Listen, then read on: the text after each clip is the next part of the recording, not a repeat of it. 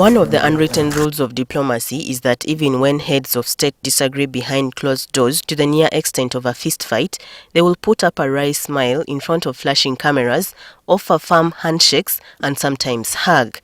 In one of those meetings on November 6, 2001, President Museveni and his Rwandan counterpart Paul Kagame emerged out of a roughly 6 hours meeting in the British capital, London. The meeting was chaired by the then former British Secretary of State for International Development, Claire Short, whose Labour government was attempting to avert a second war between the two countries. One British diplomat present in the lobby recalled the two warring principals filing out of the meeting room looking calm, contrary to the tense atmosphere that filled the room. The two leaders had made a number of concessions. The crux of the problem then, the diplomat intimated, President Kagame felt patronized by President Museveni, who, among others, routinely referred to the Rwandan army with what was perceived as a derogatory term as boys. On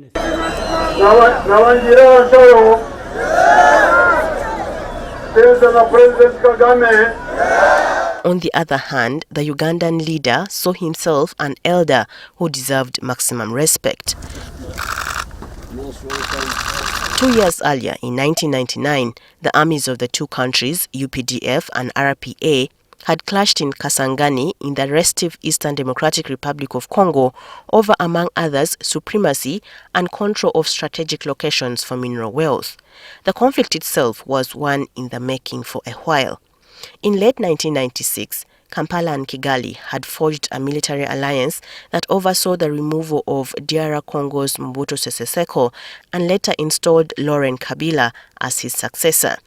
Seeking to control Kabila as puppet masters, a new war broke out, sucking in 9 African countries: DR Congo, Burundi, Angola, Namibia, Zimbabwe, Tanzania, Chad and Libya, and several ragtag rebel groups and militias. Kigali and Kampala further propped up different militia groups. Then the two armies engaged in a shooting war.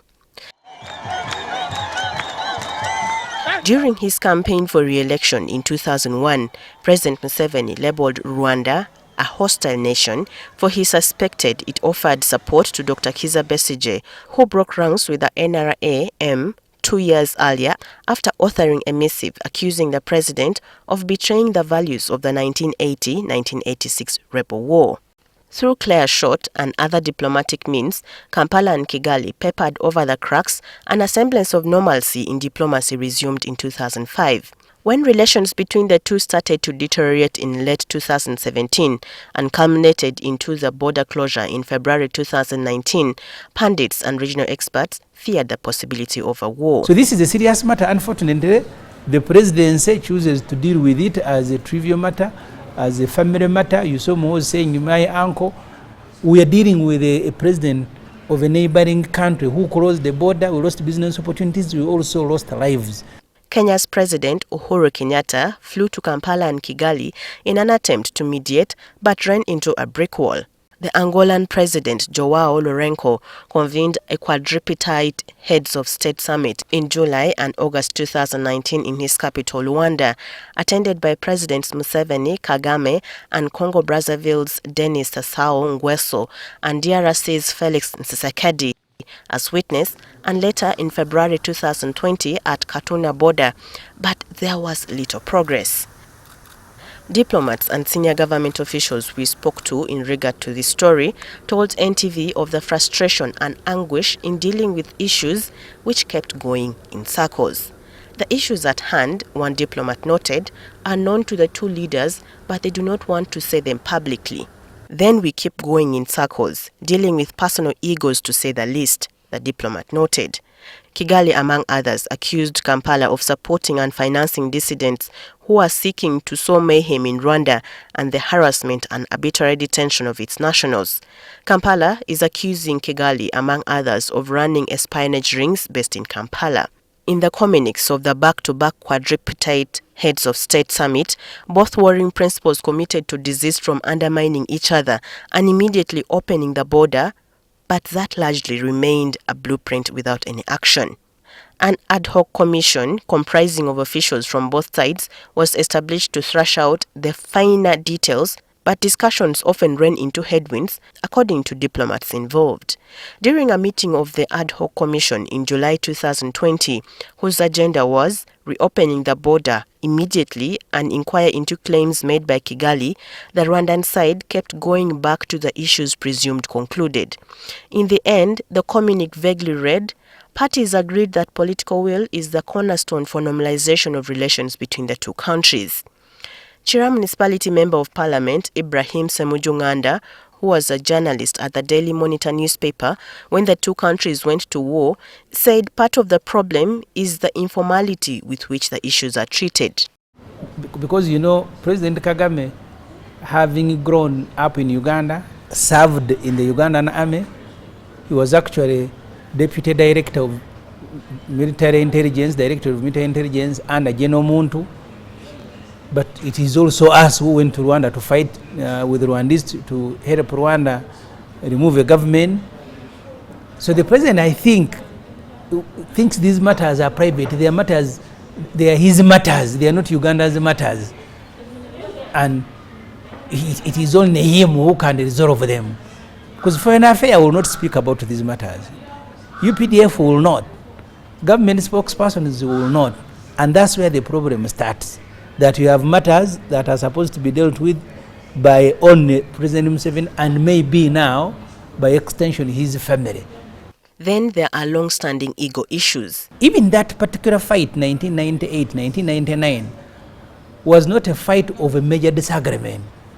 Was a fight because largely Uganda, having helped President Paul Kagame and Rwandese to remove a government, they wanted to remain a permanent patron, not respecting that Rwanda is now a sovereign state and not treating Kagame as head of state, but maybe a former Deputy Director of Military Intelligence under Muntu. And that's what caused that problem. They were at one time calling Rwanda cowboys, the Mayombos. So until Uganda has started treating Rwanda as a sovereign state and President Kagame as a head of state, and he feels that he's respected as a neighbor, as a head of state, we'll continue having problems. But maybe that having helped each other, so that hangover remains hanging over them. The Chira Municipality Member of Parliament tried to bring the matter before the House plenary, but his motion was shot down by the Speaker of Parliament, Anita Among.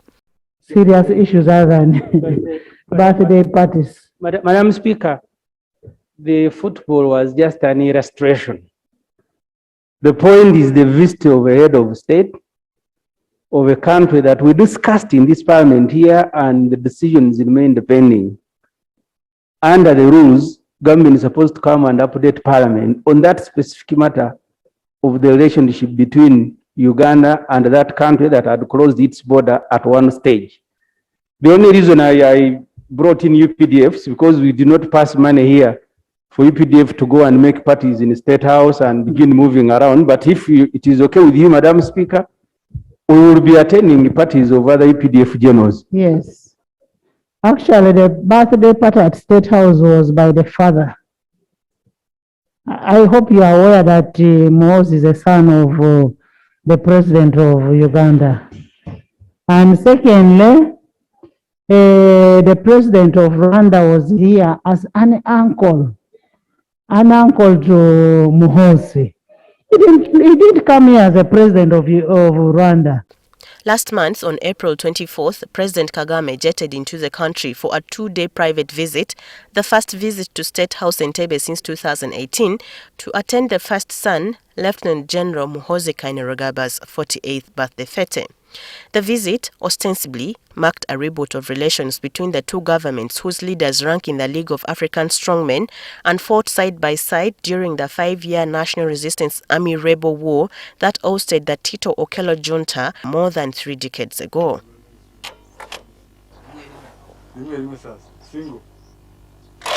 As soon as the NRA captured power, a group of Rwandans, including Mr. Kagame, mobilized to remove the regime in Kigali. The NRA ranks were filled by Rwandan refugees and Ugandans of Rwandan origin, the Banyarwanda, driven to the precipice by Obote II's government persecution of the Banyarwanda community. In the new Africa, one more independent country, the state of Uganda. Banyarwanda, born in Uganda after 8th October 1962, became citizens of Uganda only if their parents were citizens. When the Uganda-Rwanda border was drawn in 1910, many Banyarwanda on the border were divided, falling onto either side of the border. Of the Banyarwanda living in Uganda, about 35% by 1994 were Banyarwanda Ugandans as of 1910, and about 50% were immigrants and their descendants who, though lived in Uganda for a long time, had not applied for registration to become citizens of Uganda. In 1969, President Obote ordered all foreigners, including Banyarwanda, to be removed from public employment. The same year, he ordered a census of ethnic Banyarwanda, but his attempts did not materialize as he was toppled in 1971. A good politician is one who respects the will of the people. Obote II's government in 1982 resumed persecution of the Banyarwanda community, which drove many of them into the NRA ranks. Since 1986, Kampala and Kigali are like two Siamese twins tied to the umbilical cord amid episodic breakdowns in diplomatic relations and going to war at least once. That's what has caused us problems. Uganda treating Rwanda like Rwanda is part of Uganda. And I saw Moz there. The same rhetoric is still ongoing. This is my uncle. This is my uncle. This is a head of state for the Republic of Rwanda. Deal with him officially. The moment you want to deal with him that way, we'll have problems. Relations between senior officials in both governments are deeply personal and often even familial. Informality between Uganda and Rwanda has got to stop. Because the other day, Uganda was complaining that Rwanda was coming into Uganda and kidnapping refugees. We have borders. At the border, nobody is supposed to enter Uganda with a gun at every border. So how did Rwanda access guns to come and kidnap refugees? So the informality between Uganda, and I see Muhoozi wants to perpetuate that by continuously referring to President Kagame as uncle, as uncle, as uncle. Please refer to President Kagame as head of state for Rwanda. And this informality must stop. Because the moment you create an informal relationship, either Uganda will make unofficial demands or Rwanda will do the same.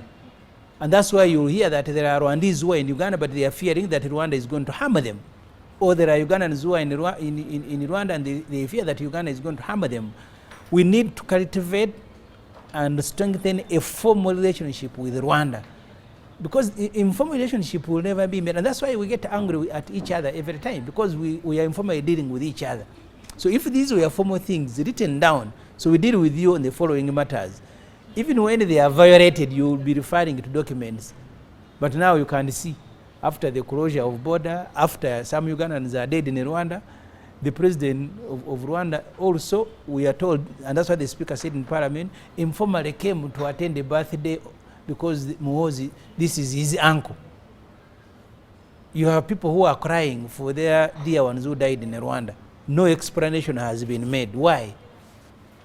As such, officials say the exact issues between the two principles are quite a complex terrain to navigate. One diplomat, referencing President Kagame's speech at the birthday dinner on April 24th, held at State House Entebbe, said it was clear the messenger soothed the ego the other side. President Kagame, speaking at the glitzy birthday dinner at State House Entebbe on April 24th, remarked that, "When I received him, I had been getting delegations to talk. I knew that the message and messenger were going to be different from the usual. This time, the messenger was different. I was absolutely aware and convinced that even in my strongest belief in Muhoozi, the president of Uganda, his father, definitely must have been behind the message. I was not under any illusion that this was Muhoozi operating on his own," he added. Days after Lieutenant General Kainerugaba returned from the first Kigali trip, President Museveni acquainted and removed the Chief of Military Intelligence, Major General Abel Kandiho, one of the several demands long made by Kigali, which accused the former spy master as the hatchet man against Rwandan nationals. Major General Kandiho, whom President Museveni first assigned to a run-of-the-mill assignment in South Sudan, was later reassigned as Joint Chief of Staff in Uganda Police, while a CMI boss, according to military sources, had been central in busting the Kigali cells, Rwandan espionage operatives and their accomplices in Uganda. Like Major Kandiho, highly placed sources told NTV it did not also come as a surprise when CMI operatives last week on Monday picked up a senior employee of the Uganda Media Center, Obed Katurebe, accused by Kigali for allegedly spreading anti-Kagame propaganda through proxy accounts under the supervision of CMI. Katurebe's boss, the Uganda Media Center Executive Director Fono Pondo, in a tweet on Tuesday allayed fears that CMI took the former in for his, I quote, own protection because of threats allegedly against his person, details of which I am yet to be provided with, I end quote. In an interview with NTV on January 28, 2021, Uganda's permanent representative to the UN, Adonia Ayebare, whom President Museveni also appointed in additional role as a special envoy, said a lot of right things were done to resolve the recent impasse. As you mentioned, it is 3 years since the border was closed, but also since bilateral relations between Rwanda and Uganda deteriorated, which was unfortunate. So the border opening is one of the elements, among many other elements, that really affected the bilateral relations between the two countries. Well, most Ugandans are saying this is a diplomatic win for us as a country. We are getting back in business. We've been trying as much as possible. We've seen different interventions, being done here and there. At this point in time, when we did see Lieutenant General Kyanika really visiting Rwanda, and we are seeing this new development, what does it mean exactly? And could you quantify his contribution to the reopening of the border? Oh, no doubt, General Muhoozi Kainerugaba coming in was a game changer. Yes. But I should also note that the chief diplomats are our two presidents, President Yoweri Museveni and President Paul Kagame. General Muhoozi was the envoy of our president. How do we then work towards having a conflict-free relationship with Rwanda moving ahead? What are some of the measures that we are putting in place to see that we don't see the same closure happening, say, in the coming years? I think we have learned a lot. True. As Uganda from this, deterioration of bilateral relations. One of the lessons is institutionalization of the relationship. That's True. one. Which already exists. Barely a week after he had delivered a private message to President Kagame from Kampala on January 17th, President Museveni, without knowledge of the Foreign Affairs Ministry technocrats, dispatched his son and commander of land forces and senior presidential advisor in charge of special operations, Lieutenant General Kainerugaba, to Kigali, during which the border reopening, first for cargo trucks of January 31st and later in early March for passengers, was set in motion.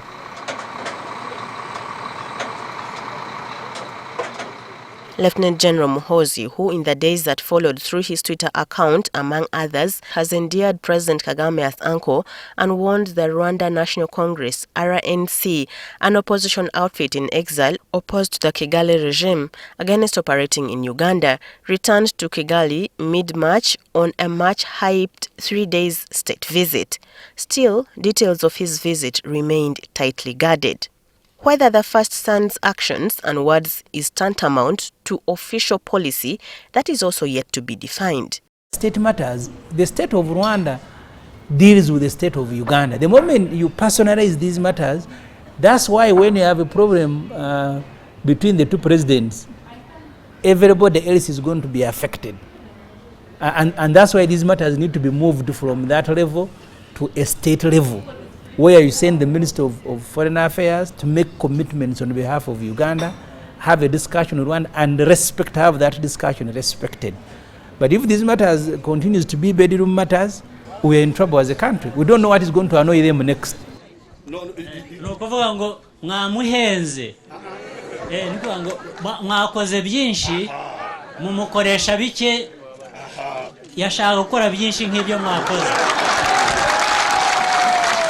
Rwanda and Uganda are like siblings that share a historical bond, but later engage in supremacy wars that create friction. However, they usually mend ties not based on resolving outstanding disputes, only for the fissures bubbling below the radar to resurface.